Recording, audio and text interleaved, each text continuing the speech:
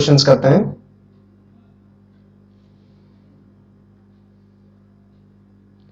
ठीक है, ये आपकी जो तीन पेंडिंग क्लासेस आपकी चल रही थी ना, उसमें से एक आज कवर हो जाएगी, अब दो बचेंगी। ठीक है, चलो इसका क्वेश्चन करते हैं। क्वेश्चन अभी पढ़ते हैं, इसका क्या है, क्या कह रहा है ये।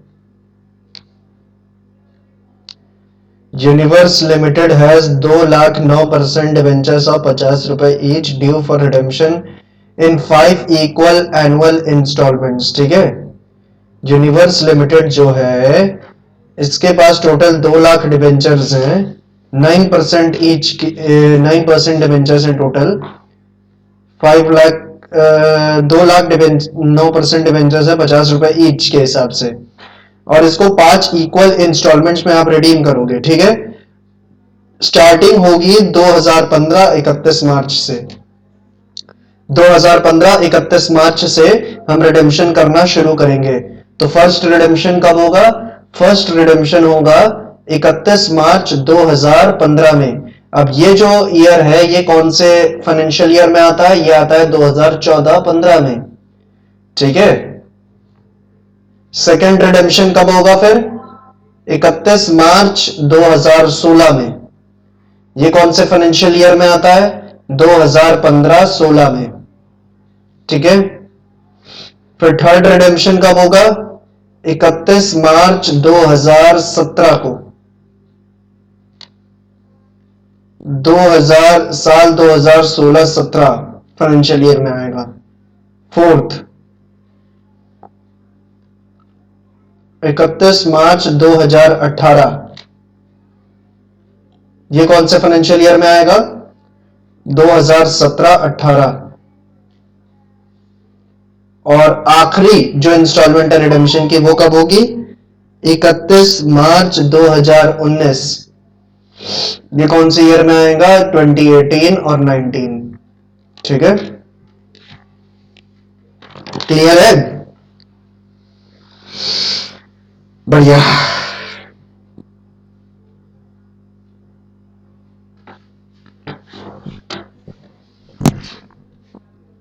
चलिए, अब हम बढ़ते हैं जर्नल एंट्रीज की तरफ।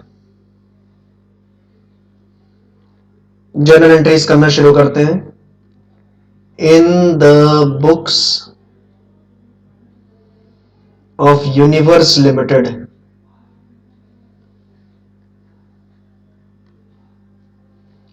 जर्नल एंट्रीज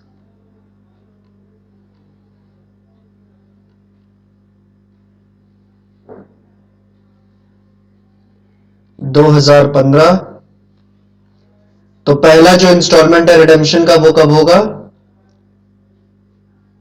वो होगा फाइनेंशियल ईयर 2014-15 में। वो कब होगा? 2014-15 में।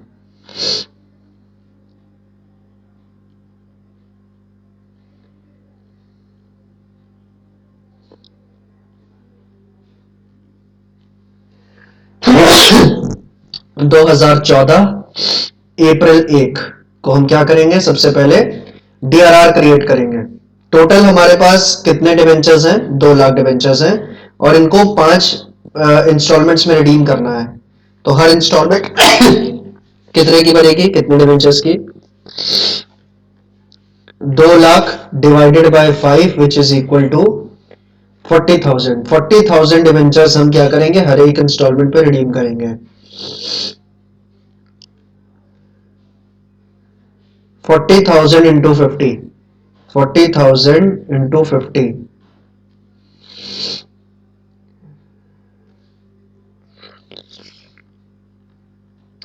20 lakh.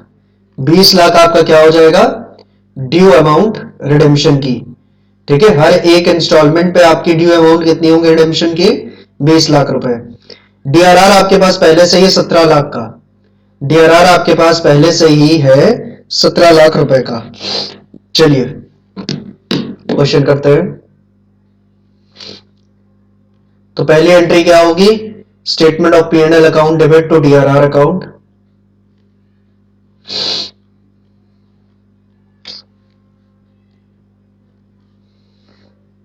To the debenture redemption reserve account.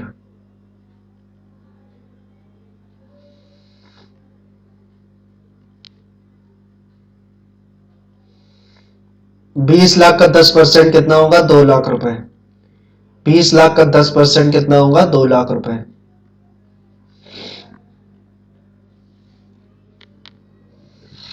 फिर अप्रैल 30 इन्वेस्टमेंट हम परचेज करेंगे, हम इन्वेस्टमेंट परचेज करेंगे। तो debenture redemption investment account debit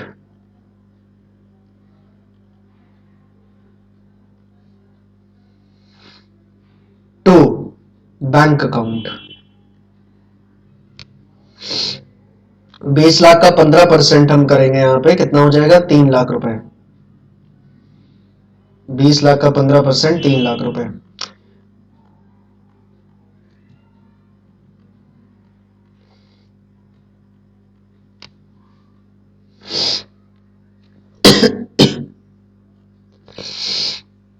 फिर इसके बाद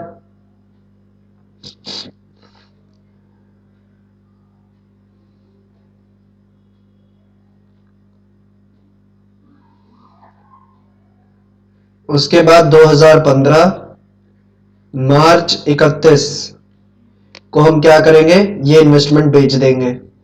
bank account debit to debenture redemption investment account. Step number 3।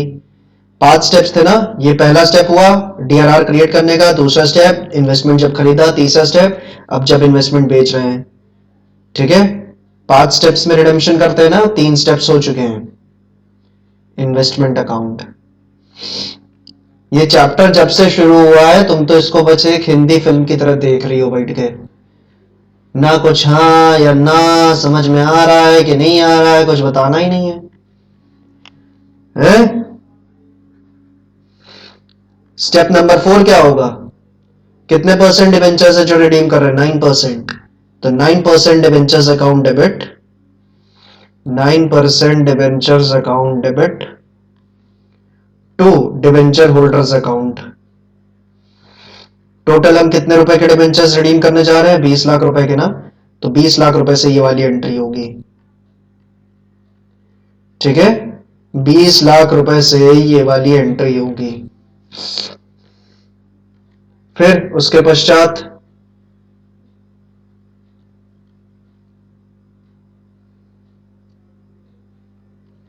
हम डिबेंचर होल्डर्स को उनका पैसा लौटा देंगे।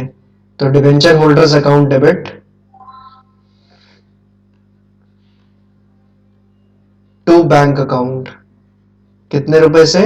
20 लाख रुपए से, 20 लाख रुपए से।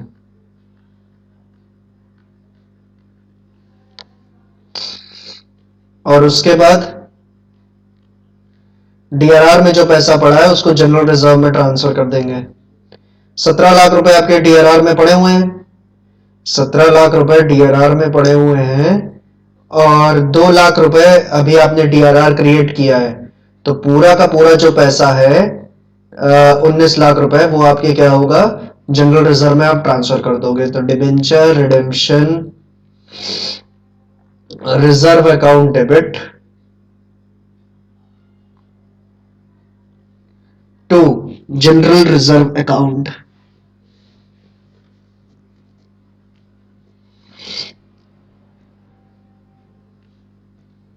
19 लाख रुपए।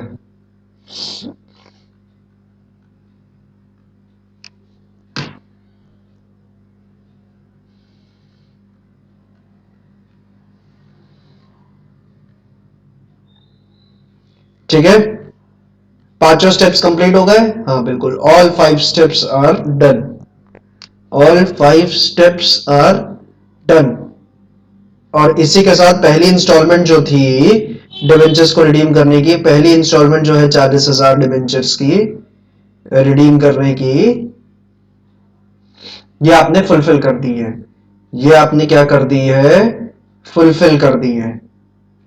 ठीक है, अब हम बढ़ेंगे सेकेंड, थर्ड, फोर्थ और फिफ्थ इंस्टॉलमेंट पे। ठीक है, अब आने वाली जितनी भी इंस्टॉलमेंट होंगी, हर इंस्टॉलमेंट पे आपको ये 5 स्टेप्स करने पड़ेंगे। ठीक है, यही है ड्राइंग ऑफ लॉट्स। कि एक डिबेंचर एक लमसम मेथड क्या था कि 2 लाख डिबेंचर्स को एक साथ आप रिडीम किए ले रहे थे, लेकिन यहां पे आप क्या कर रहे हो 40-40 हजार करके 5 इंस्टॉलमेंट्स में रिडीम कर रहे हो उन्हीं को। समझ में आ रहा है कि सो रही हो? हाँ, माइक खोल के जवाब दो। Yes sir. वैसे समझ में मुझे लगता नहीं कुछ आ रहा है, लेकिन चलो मान लेते हैं। इसके बाद हम अगले ईयर में पहुंचेंगे। अगला ईयर कौन सा है? अगला ईयर कौन सा है? अगला ईयर है 2015-16। 2015-16 वाले ईयर में हम क्या करेंगे? रिडेम्पशन करेंगे डिबेंचर्स का।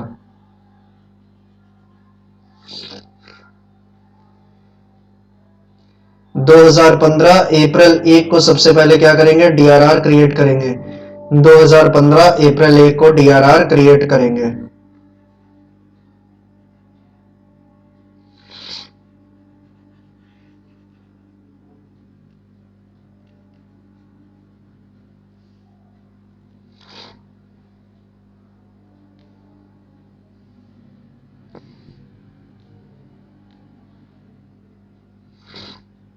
दो 2015 अप्रैल 1 को हम क्या करेंगे?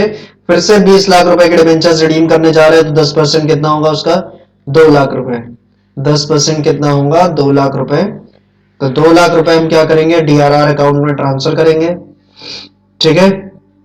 अप्रैल 30 को इन्वेस्टमेंट खरीदेंगे कितने रुपए के? 3 लाख रुपए के। 20 लाख का 15% कितना होगा? 3 लाख रुपए।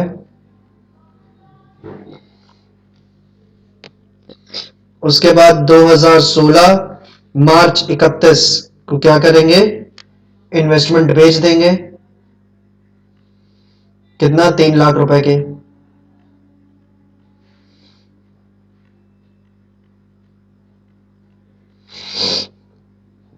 ठीक है।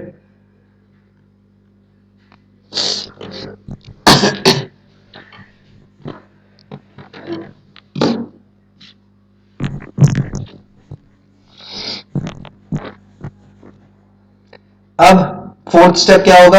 ये 20 लाख डिबेंचर्स को हम रिडीम करेंगे, ये वाली entry 9% debentures account debit to debenture holders account. उसके पश्चात अप्रैल 30 अप्रैल 30 अप्रैल 30 कहां? मार्च 31 को फिर फाइनली क्या होगा? डिबेंचर होल्डर्स को पेमेंट कर दी जाएगी। Debenture holders account debit to bank account, यही 20 लाख रुपए से होगा। और फिर debenture redemption reserve account debit to general reserve account, ये एंट्री कितने रुपए से होगी? ये एंट्री होगी पूरे जितना अमाउंट आपने ट्रांसफर किया था डीआरआर में 2 लाख रुपए, उतने रुपए से। क्या समझ में आ गया है कैसे करना है? क्या समझ में आ रहा है कैसे करना है? Yes sir. एक और इंस्टॉलमेंट हमने कंप्लीट कर लिया है, कौन से ईयर की? 2015-16 की। मुझे कंफर्म बताओ समझ में आ रहा है? कोई डाउट हो पूछ लो, या फिर पूरा चैप्टर ही डाउट है तो बता दो। बोलो। Yes sir. यस सर क्या बोला हूं? क्या बोल रही हूं? स्पष्ट शब्दों में बोलो। आपने बोला। मैंने तो बहुत कुछ बोल दिया। मैंने 2 बातें बोली है, कौन सी वाली बात तुम बता रही हो? आपकी दूसरी वाली बात। अच्छा, पूरा चैप्टर ही डाउट है? ये तो बहुत बड़ी समस्या है। क्या नहीं समझ में आ रहा है तुम्हें इसमें? 5 ही स्टेप्स तो करने हैं, कौन सा स्टेप नहीं समझ में आ रहा है ये बताओ? 5 स्टेप्स करने हैं, हर स्टेप में वही एंट्री करनी है। ठीक है, हर बार हर क्वेश्चन में वही एंट्री करनी है। एंट्रीज में तो कोई चेंज है नहीं, बस अमाउंट में चेंजेस करने हैं। और अमाउंट भरते समय थोड़े कुछ नियम कायदे कानून है, उनको याद रखना है। 10%, 15%, आउट ऑफ प्रॉफिट है तो 100%, बस ये सब बातें। कठिन क्या है इसमें? जो चीज ना समझ में आ रही हो बताओ। थर्ड वाली जो इंस्टॉलमेंट है 16-17 ईयर वाली, इसको इसकी एंट्रीज करिए जरा। इसकी एंट्रीज करिए जरा।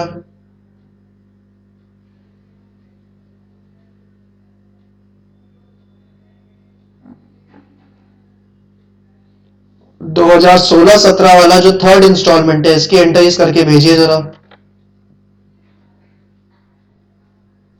ये रहा क्वेश्चन। सर मैं कैसे करूँ? जैसे करी जाती हैं, जैसे मैंने ये कर रखी हैं, ठीक है। प्रयास करो। मैं इसके लिए ये एंट्री करने के लिए आपको 5 मिनट दे सकता हूँ, 5 मिनट ले लो। थर्ड वाले इंस्टॉलमेंट से मांग रहा हूँ, प्रयास करो पूरा। हालांकि हर इंस्टॉलमेंट में वही एंट्री हो रही है, ठीक है, हर इंस्टॉलमेंट पे वही एंट्री हो रही है, तो आपको कर लेना चाहिए क्योंकि अभी मैं 2 इंस्टॉलमेंट्स की एंट्रीज कर चुका हूं, ठीक है। ये तो बहुत ही आसान सी चीज मैं करने को दे रहा हूं आपको, ये तो कर लेना चाहिए क्योंकि हर पहली 2 इंस्टॉलमेंट में कर चुका हूं, इसलिए थर्ड इंस्टॉलमेंट में दिक्कत होनी नहीं चाहिए आपको, ठीक है। मेरा सिर्फ एक ही मोटिव है थर्ड इंस्टॉलमेंट करवाने का कि आप ये 5 स्टेप्स की एंट्रीज करो, कम से कम एंट्रीज तो आपके दिमाग में चढ़ जाए जो करनी है। अमाउंट कैसे कैलकुलेट हो रही है वो तो आप क्वेश्चन करते करते सीख जाओगे, इसलिए थर्ड वाली इंस्टॉलमेंट करो।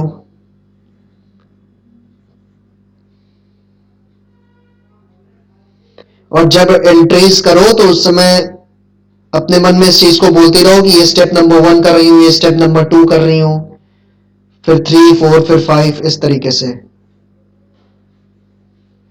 बराबर।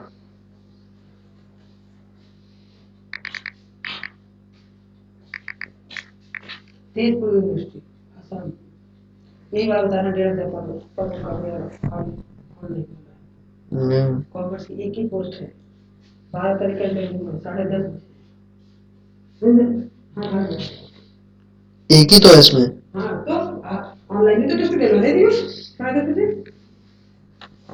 कोई नहीं तो ठीक लोग तो ठीक है ऑनलाइन ही पढ़ाना है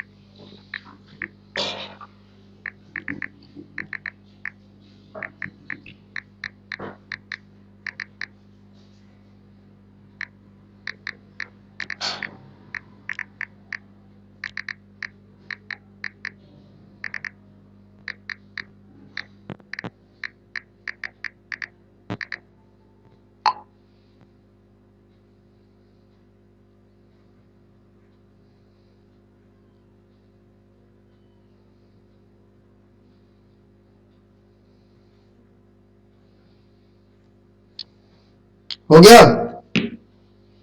क्वेश्चन हुआ? थर्ड वाली इंस्टॉलमेंट की? नहीं की होगी। की कि नहीं की? की कि नहीं की? No sir. तो कर क्या रही थी इतनी देर से? कर क्या रही थी इतनी देर से? तुम्हें एंट्री करना भी नहीं आ रहा क्या? हर क्वेश्चन में 8-10 क्वेश्चन सॉल्व कर चुके हैं, हर क्वेश्चन में वही एंट्री कर रहे हैं। कम से कम एंट्री लिखो।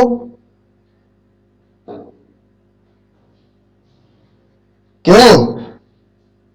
क्या ये एंट्रीज जो मैंने लिखी है, क्या तुम इनको भी कॉपी पेस्ट नहीं कर सकती हो? इतना भी नहीं लिख पा रही हो?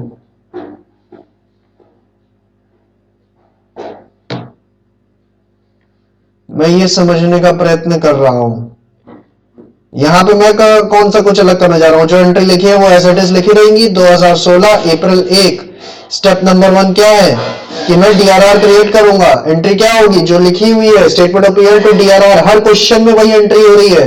तुम ये एंट्री नहीं कर पा रही हो और उसके बाद कह रही हो कि no sir I will not be able to do. ये क्या बात हुई? अगर तुम इस चैप्टर में एंट्री नहीं कर पा रही हो तो ये गड़बड़ बात है। अगर तुम अमाउंट नहीं फिल कर पा रही हो तो फिर वो प्रॉब्लम की जड़ है, उसमें वर्क किया जा सकता है। ठीक है, तुम अमाउंट नहीं फिल कर पा रही हो, वो एक प्रॉब्लम है, उस पर काम किया जा सकता है। पर तुम एंट्री नहीं कर पा रही हो इसका मतलब तुम ध्यान नहीं दे रही हो, क्योंकि हर क्वेश्चन में वही एंट्री की जा रही है जितने क्वेश्चन अभी तक किए हैं। कम से कम एंट्री तो करके भेजो, फिल इन द ब्लैंक बाद में किया जाएगा अमाउंट का। समझे कि नहीं?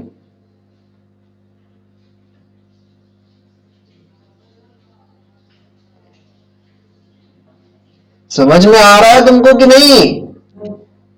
एंट्री करने के आधे नंबर है। ठीक है, एंट्री करने के आधे नंबर होते हैं। तुम्हें एंट्री अगर इसकी रटी हुई है, ये एंट्री तो तुम रट सकती हो क्योंकि हर क्वेश्चन में एंट्री करनी है रिडेम्पशन के। ठीक है, बस अमाउंट बदलने वाली है। वो अमाउंट कैलकुलेट करना ट्रिकी पार्ट है, वो सीखना है हमें। एंट्री तो वही करनी है हर क्वेश्चन में। तो अगर ये बात समझ में आ रही तो एंट्री करके क्यों नहीं भेजा था? 5 मिनट का के लिए रुके हुए थे कि कुछ करके दो। अब देखो चौथे ये क्या है, डिबेंचर रिडेम्पशन स्टेप नंबर 2 क्या है, debenture redemption investment account debit to bank account. ठीक है, इन्वेस्टमेंट अकाउंट डेबिट क्यों हो रहा है, क्योंकि हम इन्वेस्टमेंट खरीद रहे हैं, इन्वेस्टमेट की वैल्यू बढ़ रही है इसलिए डेबिट कर रहे हैं और बैंक अकाउंट क्रेडिट कर रहे हैं। ठीक है, उसके बाद 2017 मार्च 31 को हम क्या करेंगे, इन्वेस्टमेंट को बेच देंगे, इन्वेस्टमेंट को बेचेंगे, पैसा आएगा bank account debit to debenture redemption investment account, investment की वैल्यू कम हो गई। ठीक है, उसके बाद मार्च 31 को ही रिडेम्पशन का प्रोसेस स्टार्ट करेंगे। चौथा स्टेप है ये, 9% debentures account debit to debenture holders account, कितने से, 20 लाख से। और उसके बाद 2017 मार्च 31 को क्या करेंगे, डिवेंचर होल्डर्स को उनका पैसा लौटा देंगे, debenture holders account debit to bank account 20 lakh रुपए से। ठीक है, फिर जो 2 लाख रुपए हमारे डीआरआर में पड़ा है वो हम क्या करेंगे, जनरल रिजर्व में ट्रांसफर कर देंगे। तो DRR account debit to general reserve account कितने से, 2 लाख रुपए से। ये हमारी एंट्रीज होंगी। क्या ये चीज क्लियर है कि नहीं है, क्लियर है कि नहीं?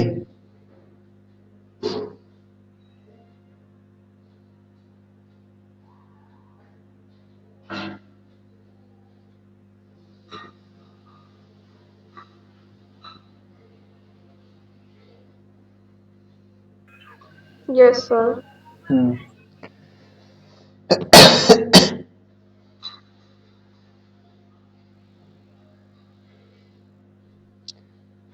फिर चौथी इंस्टॉलमेंट आएगी,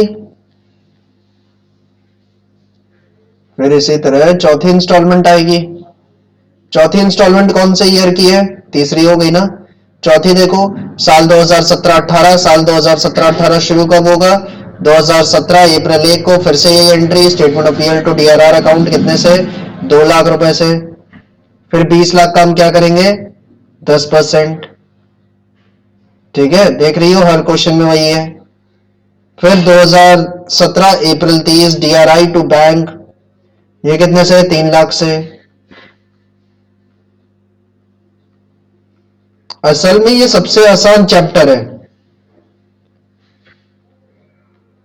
लेकिन पता नहीं आप नालायक बच्चों को ये सबसे कठिन लगता है। फिर इन्वेस्टमेंट भेज देंगे, क्या एंट्री होगी, bank account debit to DRI account 3 lakh रुपए से। बराबर है, हाँ बिल्कुल सर, समझ में तो आ रहा है ये बात। उसके बाद March 31 9% debentures account debit to debenture holders account कितने से, 20 लाख रुपए से।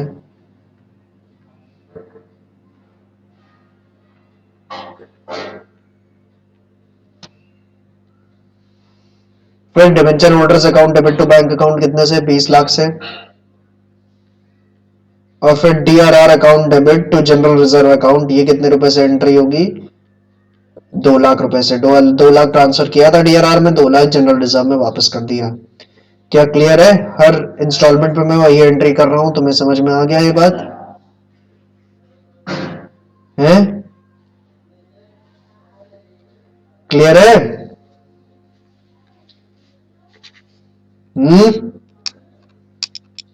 Yes sir. सर अब कल से कैश फ्लो शुरू करेंगे। मैं तुम्हें रिडेम्पशन पढ़ा रहा हूं, तुमको कैश फ्लो की याद सता रही है। मैं टेस्ट लूंगा ट्यूसडे को, समझ में आ रहा है?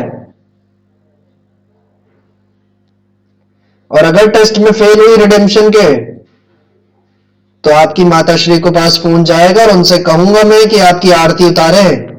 ठीक है, वो भी क्रिकेट बैट के साथ। ठीक है, सुनिए, मार पड़ती है आपको कि नहीं घर पे? वैसे लड़कियों को मारा वारा तो जाता नहीं है शायद, ये दुर्भाग्य हम लड़कों का ही है।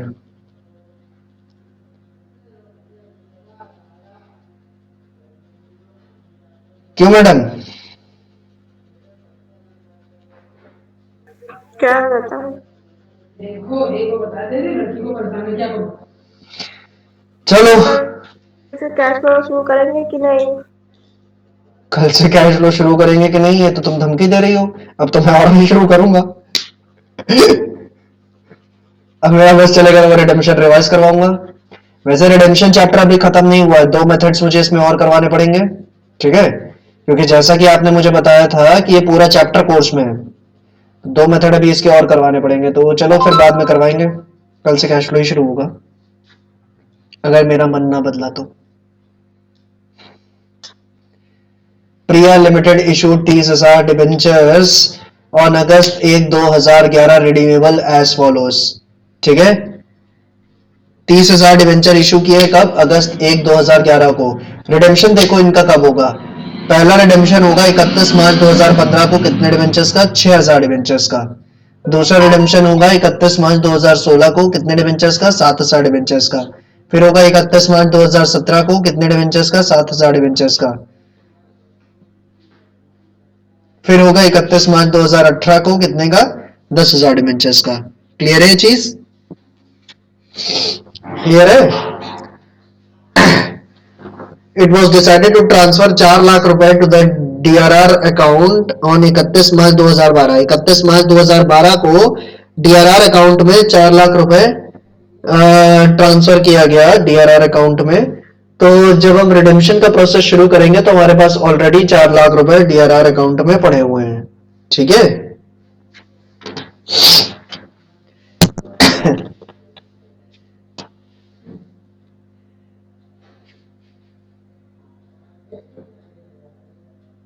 चलिए शुरू करते हैं। इन द बुक्स ऑफ, क्या नाम है फर्म का, कंपनी का? प्रिया लिमिटेड।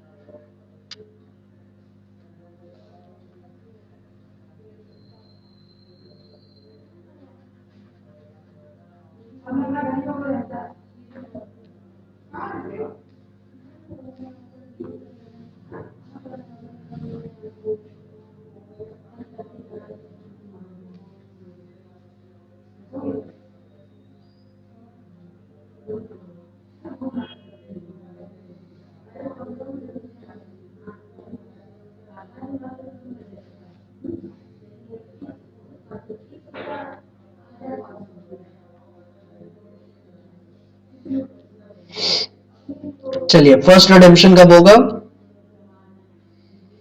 31 मार्च 2015 को। ठीक है, यानी साल 2014-15 में। कब होगा? साल 2014-15 में। तो 2014 अप्रैल 1 को सबसे पहले हम डीआरआर क्रिएट करेंगे। कितने डिवेंचर्स हम रिडीम करने जा रहे हैं? 6,000 डिवेंचर्स हम रिडीम करने जा रहे हैं। कब? 2014-15 में। और इन दो 6,000 डिवेंचर्स की फेस वैल्यू कितनी आ जाएगी? 6,000 इंटू 2,000, 6,000 इंटू 200 कितना होगा? 12 लाख रुपए। कितना होगा? 12 लाख रुपए। 12 लाख का 10% यानी 1,20,000 रुपए में डीआरआर क्रिएट करूंगा। 12 लाख का 10% यानी 1,20,000 में डीआरआर क्रिएट करूंगा। ठीक है, अप्रैल 30 मैं इन्वेस्टमेंट परचेज करूंगा। ठीक है, डिवेंचर रिडेम्पशन इन्वेस्टमेंट परचेज किया जाएगा। कितना होगा?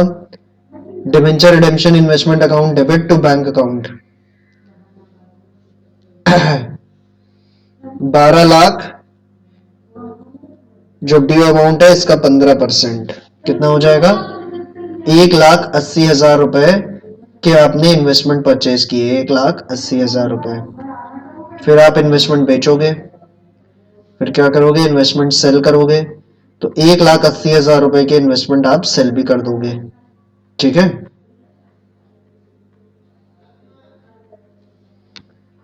2015 मार्च 31। ठीक है, फिर हम डिवेंचर्स ड्यू करेंगे रिडेम्पशन के लिए।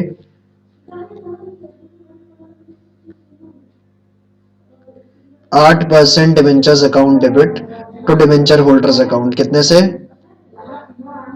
12 लाख रुपए।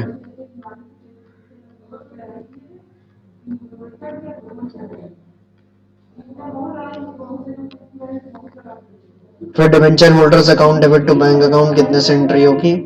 12 लाख रुपए से।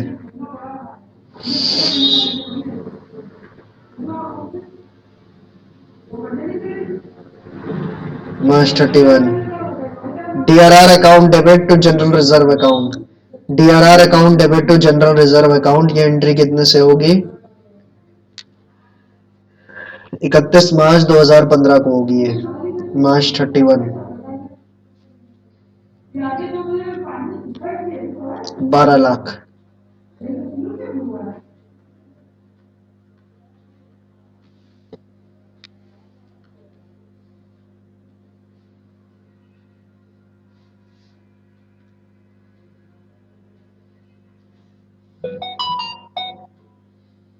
It was decided to transfer 4 lakh रुपए to debenture redemption reserve. 4 lakh रुपए आपके पास पहले से ही है डिबेंचर रिडेम्पशन रिजर्व में, ठीक है? तो 4 लाख पहले से ही है, और आपने डीआरआर क्रिएट किया है कितने का? 4 लाख पहले से है, और आपने डीआरआर क्रिएट किया है 1,20,000 का, तो 5,20,000 रुपए यहाँ पे ट्रांसफर होंगे जनरल रिजर्व में। 12 लाख क्या लिख दिया है? 5,20,000।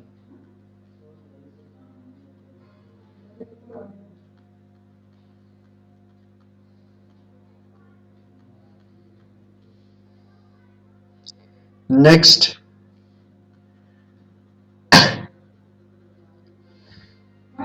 सेकेंड इंस्टॉलमेंट कब है? सेकेंड इंस्टॉलमेंट अब होगी साल 2015-16 में। सेकेंड इंस्टॉलमेंट कब है? साल 2015-16 में।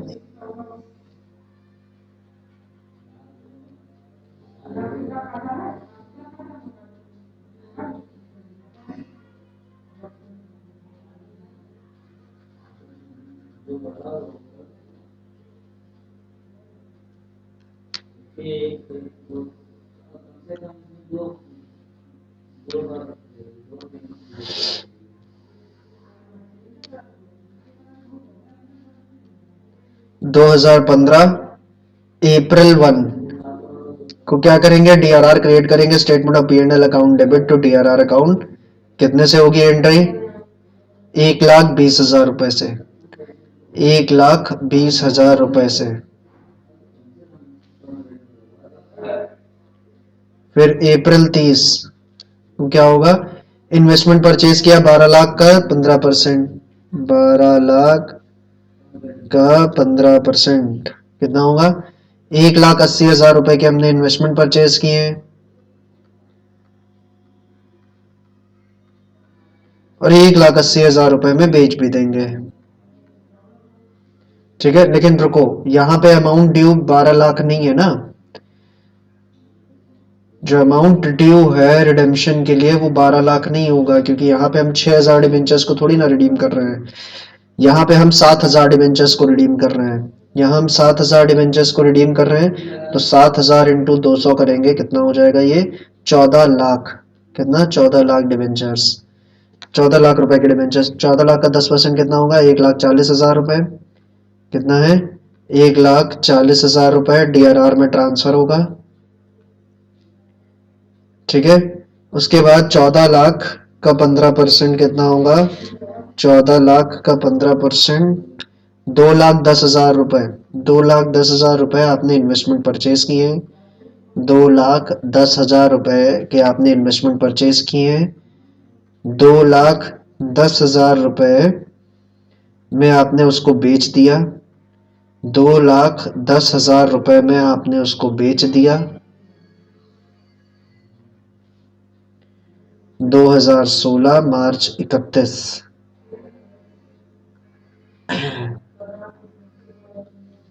आठ percent debentures account debit to debenture holders account, ये एंट्री कितने से होगी? 14 लाख से, क्योंकि that is the amount due for redemption. और फिर डिवेंचर होल्डर्स को आप कितना रुपए पे कर दोगे? 14 लाख रुपए।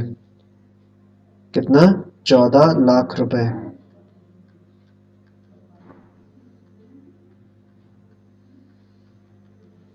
फिर जनरल डीआरआर से जनरल रिजर्व में कितना पैसा डालेंगे? तो डीआरआर में टोटल 1,40,000 रुपए पड़ा है। टोटल कितना? 1,40,000 रुपए पड़ा है, तो 1,40,000 आप ट्रांसफर कर दोगे जनरल रिजर्व में। पूरा का पूरा मार्च 31।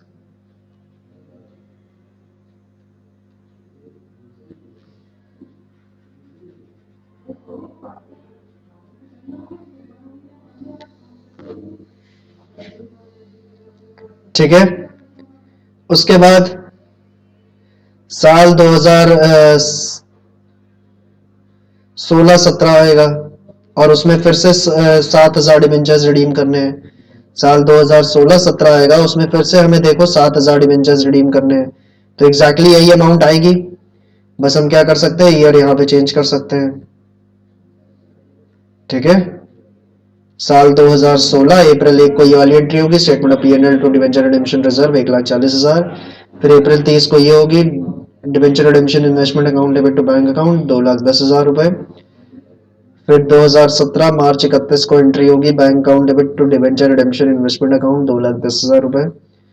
मार्च 31 कितना होगा, debenture 8% debentures account debit to debenture holders account कितने से, 14 लाख रुपए से। Debenture holders account debit to bank account कितने से एंट्री होगी, 14 लाख रुपए से। और फिर DRR account debit to general reserve account कितने से, 1,40,000 रुपए से। अब उसके बाद आएगा साल 2017-18, फिर क्या आएगा साल 2017-18।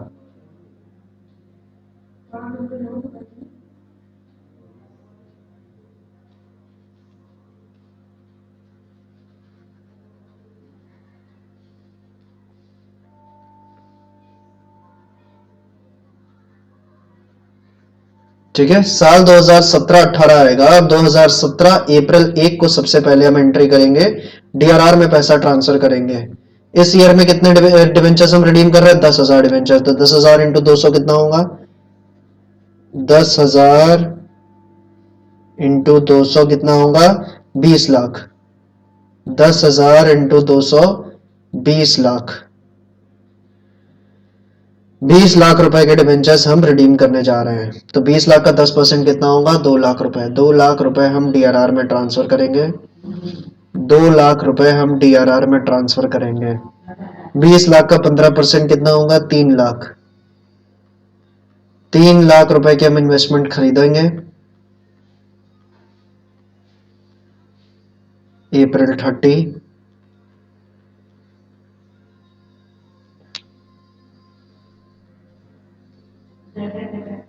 दो 2018 मार्च 31 हम इन्वेस्टमेंट बेच देंगे।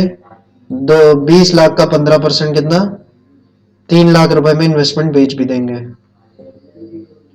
Bank account debit to debenture redemption investment account कितने से, 3 लाख रुपए से। ठीक है, फिर डिबेंचर्स क्या करेंगे,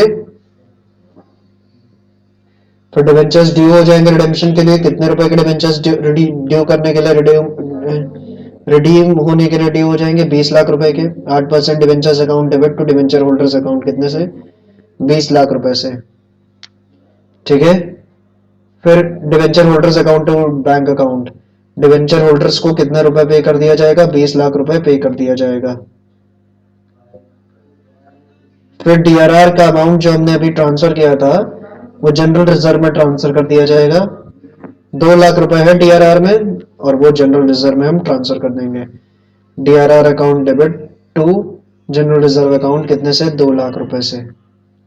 क्लियर है, समझ में आया, पूरा क्वेश्चन हो गया है।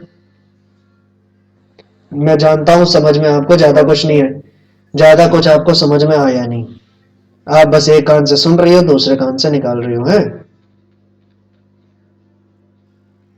ऐसा है।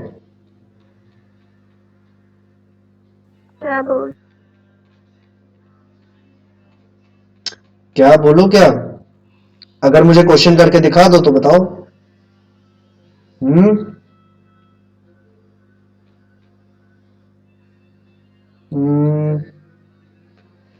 ठीक है, ड्राइंग ऑफ लॉट्स के क्वेश्चन हो चुके हैं। ठीक है, ड्राइंग ऑफ लॉट्स मेथड हमारा खत्म हो चुका है। ठीक है, इसके क्वेश्चंस हम लोगों ने कर लिए। 2 क्वेश्चन पर्याप्त है, क्योंकि ये देखो है तो लमसमी मेथड, ठीक है, ये है क्या, लमसमी मेथड है आपका, तो लमसम मेथड ही है ये, इस वजह से लमसम मेथड में हम इकट्ठा रिडेम्पशन कर रहे थे और यहाँ पे क्या कर रहे हैं, इंस्टॉलमेंट्स में रिडेम्पशन कर रहे हैं, ठीक है। तो इसीलिए इतने क्वेश्चंस पर्याप्त हैं इसके लिए, ठीक है। अब नेक्स्ट मेथड के ऊपर बढ़े कि कैश फ्लो पढ़ना है थोड़ा सा, बाद में आके इसको पढ़ें। Cash flow. कैश फ्लो अच्छा भर गई, चलो ये पूरा चैप्टर कोर्स में है कि नहीं है,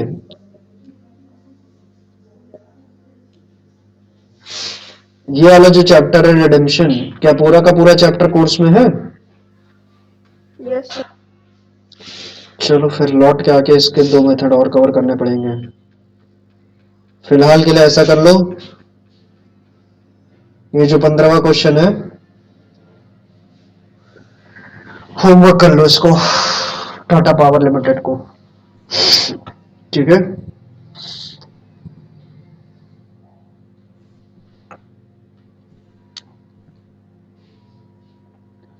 टाटा पावर लिमिटेड को होमवर्क कर लो।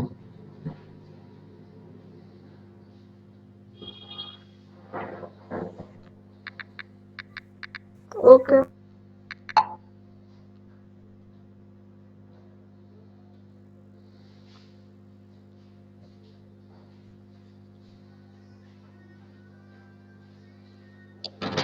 हम्म,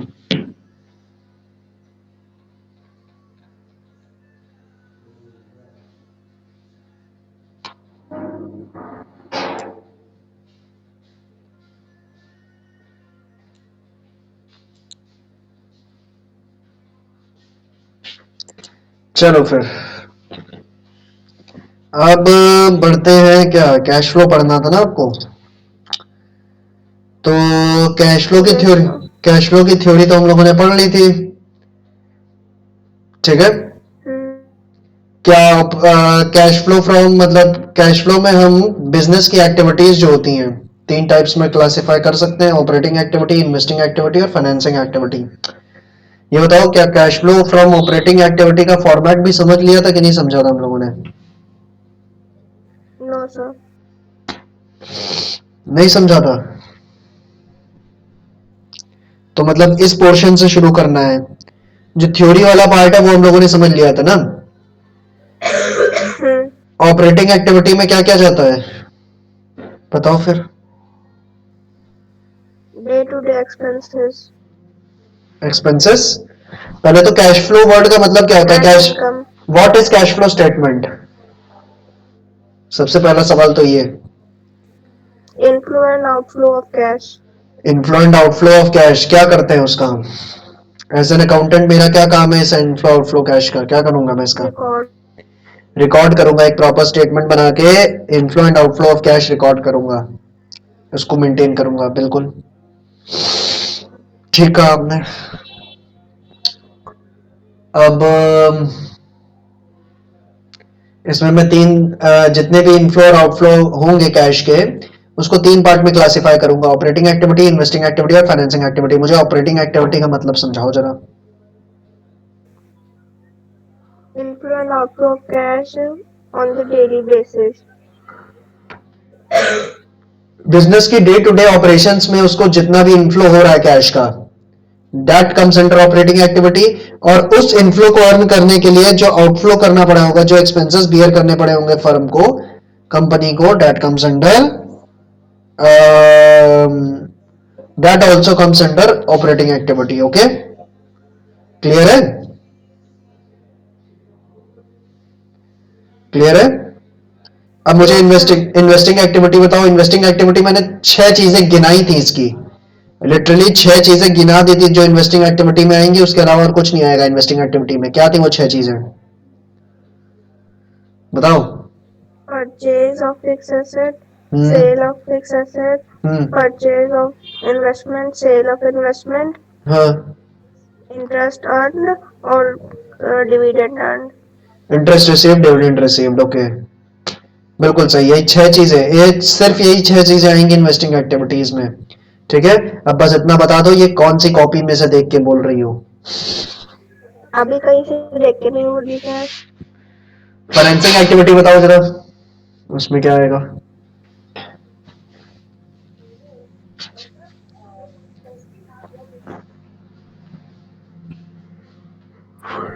Interest paid, dividend paid, issue of share, issue of debenture और redemption of debenture। हाँ, redemption of preference share, but ये सब तो ठीक है, मैं एग्जांपल थोड़ी पूछा था, मैं पूछा था फाइनेंसिंग एक्टिविटी का मतलब बताओ। अभी तो आपने बोला क्या क्या आता है। क्या नहीं, मुझे मतलब बताओ, what do you mean by. Financing activities are those activities in which a company or firm बोलो बोलो, अरे हिंदी में समझा दो। मतलब फाइनेंस करती है कहीं पे। कहाँ फाइनेंस करती है, दूसरी लोन टाइप। हाँ, लोन टाइप, और क्या, थोड़ा और बताओ, ढंग से बताओ, एक सभ्य मनुष्य की तरह। बिजनेस को चलाने के लिए पैसों की जरूरत पड़ती है ना, और वो पैसा जिन जिन सोर्सेस से आ रहा है कंपनी के पास, debt comes under financing activity. अपने लिए फाइनेंस जहां जहां से जनरेट कर रही है company, date comes under financing activity. और उस फाइनेंस को जनरेट करने के लिए जो एक्सपेंसेस इनकर करने पड़ रहे हैं कंपनी को, that also comes under financing activity. ठीक है, इसीलिए शेयर होल्डर्स को जो डिविडेंड पे करना पड़ेगा that is also financing activity, और डिबेंचर होल्डर्स को जो इंटरेस्ट पे करना पड़ेगा that is also financing activity. Clear है, क्लियर है। Yes sir. अब बात करें cash and cash equivalents, very important चीज थी ये। इसके अंदर क्या क्या आता है, जिन के 5 चीजें बताई थी वो आती है इसके अंदर, क्या क्या था, कैश एंड कैश इक्विवेलेंट्स, इसके अंदर गिन के 5 चीजें बताई थी वो आती हैं। क्या है वो 5 चीजें, cash in hand, cash and bank, marketable securities, cash credit, और short term investments up to 3 months. पांचवा क्या है, short term investments up to 3 months. ठीक है, इसका क्या मतलब बताया था मैंने आपको, कि अगर मैंने इन्वेस्टमेंट ले रखी है 12 महीने से ऊपर की तो वो इन्वेस्टिंग एक्टिविटी में जाएगा।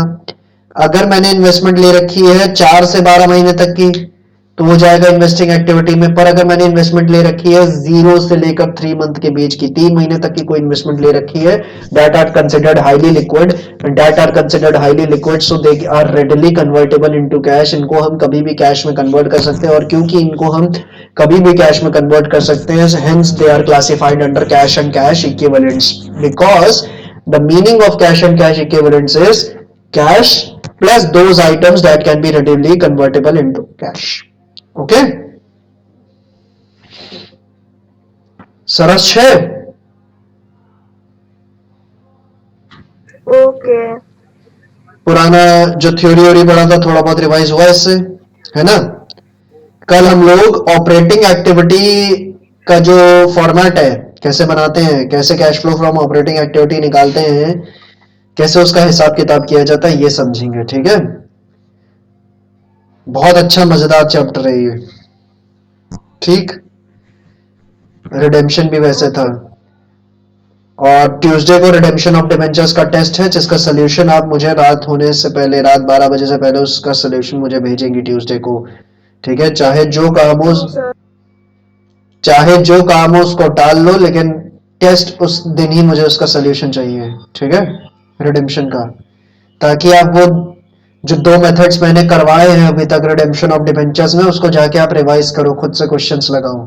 ठीक है, अगर कोई भी डाउट आ रहा है तुमको, ठीक है, कोई भी डाउट तुमको आ रहा है क्वेश्चन करने में या किसी भी चीज को समझने में, कोई भी कॉन्सेप्ट में डाउट आ रहा है रिडेम्पशन ऑफ डिबेंचर्स से, अभी इन 2 मेथड से, तो मुझे फोन मिला के पूछ लो, लेकिन ट्यूसडे वाले टेस्ट में अपना बढ़िया परफॉर्मेंस दो। ठीक है, क्लियर है। अच्छा। चलो फिर